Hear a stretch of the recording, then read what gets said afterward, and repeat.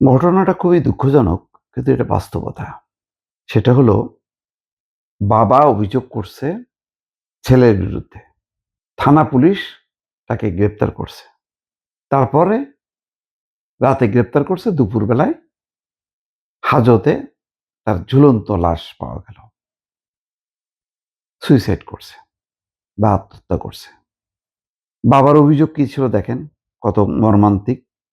যে মারা গেল যে রুবেল মিয়া, সে কিশোরগঞ্জে নিকলী উপজেলার শহরমূল গ্রামের রাজা হাওলাদারের একমাত্র ছেলে। মাদকের টাকার জন্য তিনি প্রায়ই বাবাকে নির্যাতন করতেন। পুলিশ জানায় বাবার অভিযোগের পরিপ্রেক্ষিতে আজ রাতে না, ৮টার দিকে বাড়ি থেকে তাকে গ্রেপ্তার করে থানা হাজতে রাখা হয়। পরে বেলা 11:30টার দিকে নিজের শার্ট কার্নিশে রডে বেঁধে গলায় ফাঁস দিয়ে আত্মহত্যা করেন তিনি। বাংলাদেশের বহু ঘর এই যেই রাজা হাওলাদারের ঘরের অবস্থা। মাদকে আসক্ত হবার পর আসলে সে তো মানুষ থাকে না। তাকে ওই মাদক সরবরাহ করতে হবে এবং বাড়ির সমস্ত কিছু বেচাকেনা করে হলেও, দরকার হয় বাবা মার রক্ত বিক্রি করে হলেও সে ওই তার মাদক অভ্যাসটা অব্যাহত রাখতে হয়। বহু ঘর তছনছ হয়ে গেছে, বহু সংসার ভেঙে গেছে।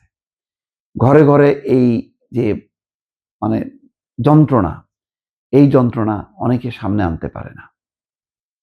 কারণ ছেলে মেয়ে যখন মাদকাসক্ত হয় এবং সে একটা বয়স সে চলে যায়, তখন তো সে দানবীয় আকার ধারণ করে। তখন বাবা মা, ছেলে মেয়ের বয়স যত বাড়তে থাকে, বাবা মা বয়স আরো বৃদ্ধ অবস্থার মধ্যে চলে যায়।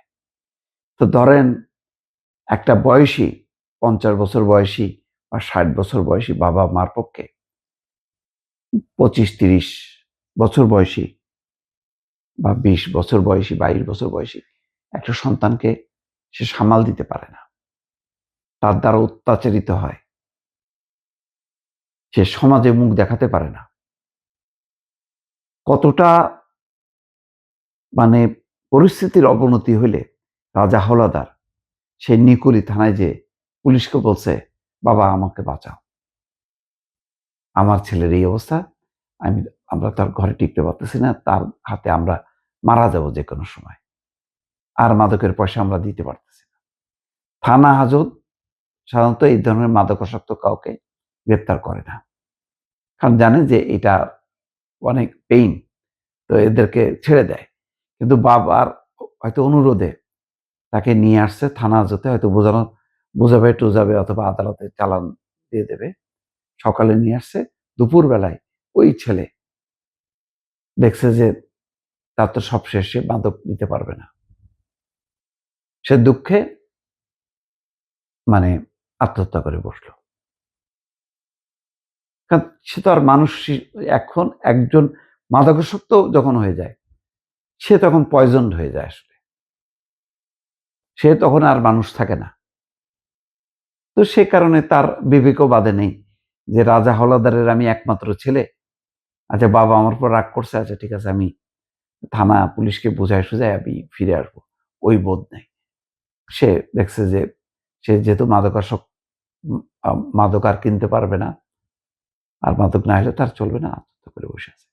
আমি বললাম এই কারণে যে এটা একটা একটা রিপোর্ট, কিন্তু বহু বাড়িতে আজকে বাংলাদেশের লক্ষ লক্ষ মানুষের বাড়িতে এই পরিস্থিতি। জেলায় জেলায় যে এই ধরনের মাদকের বিস্তার ঘটছে, তার প্রভাব পড়তেছে সমাজে, পরিবারে। সে খবর আমরা আসলে রাখি না।